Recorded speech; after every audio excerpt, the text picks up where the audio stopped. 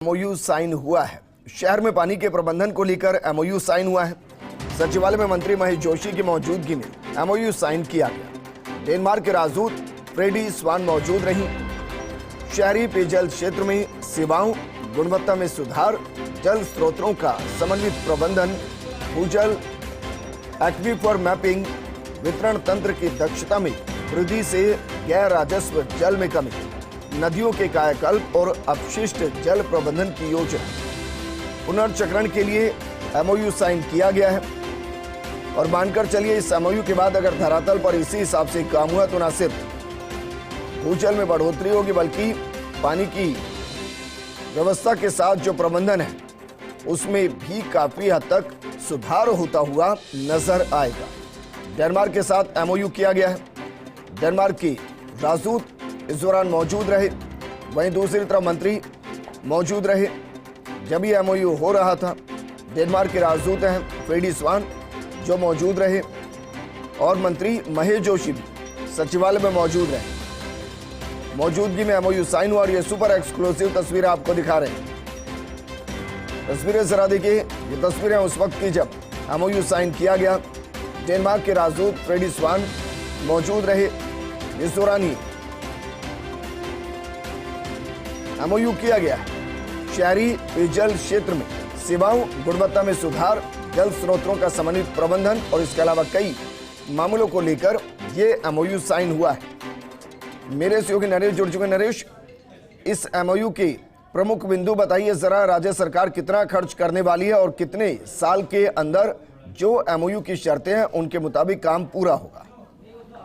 विजेंद्र, देखिए, अगर हम थोड़ा सा पीछे जाएं तो डेनमार्क का दौरा किया था जो जलदाय मंत्री है महेश जोशी और साथ में एसीएस है सुबोध अग्रवाल और उनकी टीम ने तब देखा था वहां पे कि पानी का संरक्षण कैसे हो सकता है, पानी का बचाव कैसे हो सकता है और किस तरह से वहां की तकनीक का उपयोग राजस्थान के लिए हो सकता है।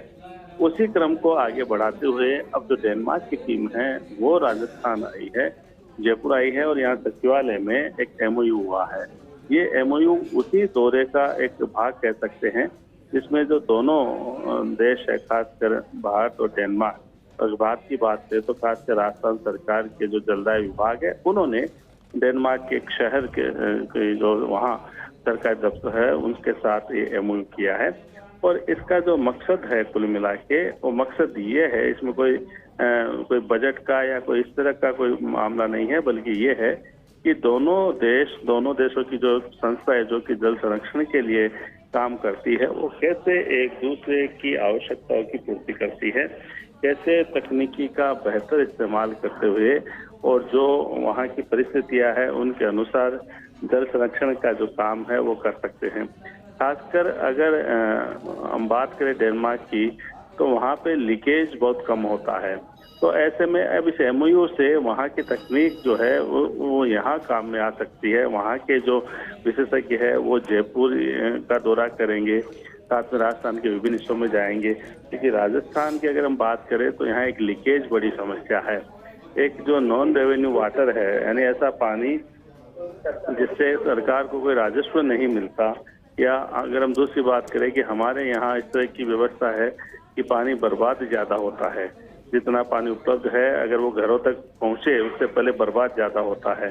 तो ऐसे में जो डेनमार्क की तकनीक है उसका इस्तेमाल करके यहाँ पे उसका बचाव कैसे किया जाए, इस लीकेज को कैसे कम किया जाए। और साथ में चूंकि विजेंद्र राजस्थान में जो ग्राउंड वाटर लेवल है वो बहुत कम है, अगर डेनमार्क की तुलना करें तो राजस्थान का जो ग्राउंड वाटर लेवल है बहुत नीचे गया हुआ है।